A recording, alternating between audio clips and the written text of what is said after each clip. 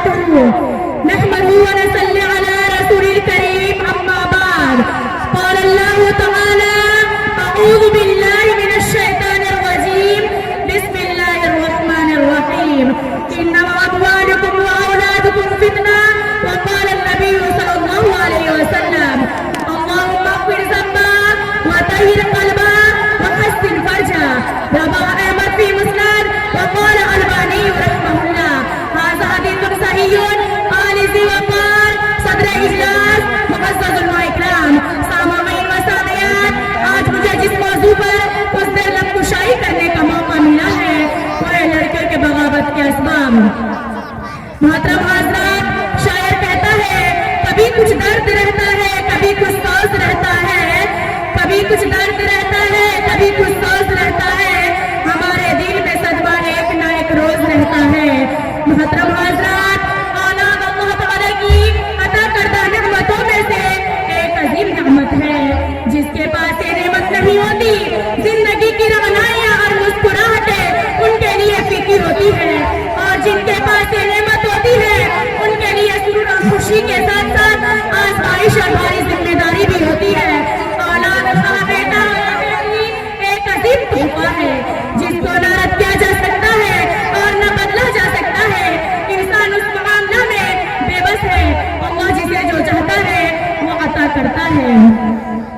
عالی وقار، آج اہل علم اور دانشور حضرات لڑکیوں کے بغاوت کے اسباب کے بارے میں اپنی اپنی رائے پیش کرتے ہیں کہ کوئی ذرائع ابلاغ میڈیا یعنی ٹیلی ویژن، گندے لٹریچر کی تصویر والا اخبار، یا کوئی بچیوں پر والدین کی سختی یا نرمی کا سبب بتایا ہے.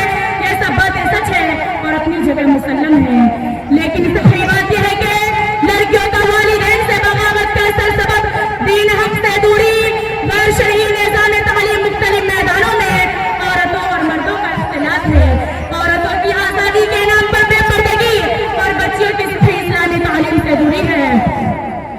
لہٰذا غیرت مند پر سرپرست کو چاہیے کہ اپنے معاشرہ کو برائیوں سے پاک و صاف رکھنے کے لیے اور اپنی بچوں کو بغاوت سے بچانے کے لیے کچھ بنیادی احکام پر عمل کرائے اور انہیں شریعت کا پابند بنائے. محترم سامعین و سامعات، بچے اور بچیوں کے بغاوت اور سرکشی کے کاموں سے بچانا ہے تو سب سے پہلی بات یہ ہے کہ جب بھی گارجین حضرات اپنی بچیوں کو کوئی ایسا کام کرتے ہوئے دیکھے جو معیوب ہو تو انہیں بتائے اللہ تمہارے ساتھ ہے اور وہ تمہارے ہر کام کا حساب لے گا.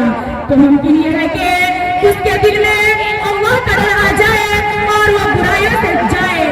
جیسا کہ حضرت عبداللہ بن مغفر رضی اللہ عنہ بیان کرتے ہیں کہ اللہ کے رسول صلی اللہ علیہ وسلم کی آمد اور پیدائش سے پہلے ایک عورت بدکاری کیا کرتی تھی. جب رسول صلی اللہ علیہ وسلم مکہ مکرمہ میں اسلام کی دعوت پیش کی تو وہ بھی مسلمان ہو گئی. زمانہ جاہلیت میں کسی مرد سے اس کے غلط تعلقات تھے، لیکن کچھ دنوں کے بعد وہ شخص مسلمان ہو گیا. دونوں اسلام لانے کے بعد ایک بار تنہائی میں مرد نے اپنی شہوت لانے کے لیے اس عورت کی طرف ہاتھ بڑھایا، لیکن اس نے عورت نے اپنے آپ کو برائی سے بچاتے ہوئے کہا: ان اللہ قد غضب الشرک وجاء بالاسلام. رواه ابن حبان. رک جاؤ، کیونکہ اللہ پاک نے شرک کا خاتمہ کر دیا ہے اور اسلام کا دورہ کیا ہے، اس لیے گناہ کی کوئی گنجائش نہیں.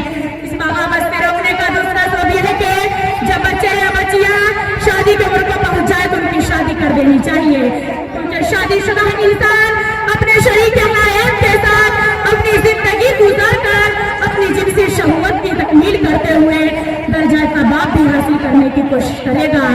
جیسا کہ نبی صلی اللہ علیہ وسلم کا ارشاد ہے، جب تم میں سے کوئی شخص کسی عورت کو دیکھے جو اسے اچھی لگے تو اپنی بیوی کے پاس جائے، کیونکہ ان کے پاس وہی چیز ہے جو ان کے پاس ہے تمیزی.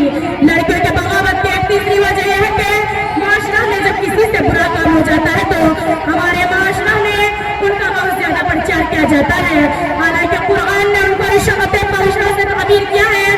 پرچار کرنے سے معاشرہ میں اور زیادہ برائی پھیلتی ہے، کیونکہ انسان کی فطرت ہے کہ جب وہ بدکاری کے متعلق سنتا ہے تو اپنی جنسی جذبات جوش میں آتے ہیں اور اس جگہ تک پہنچنے کی کوشش کرتے ہیں جہاں سے برائیاں سماج میں جنم لیتی ہے.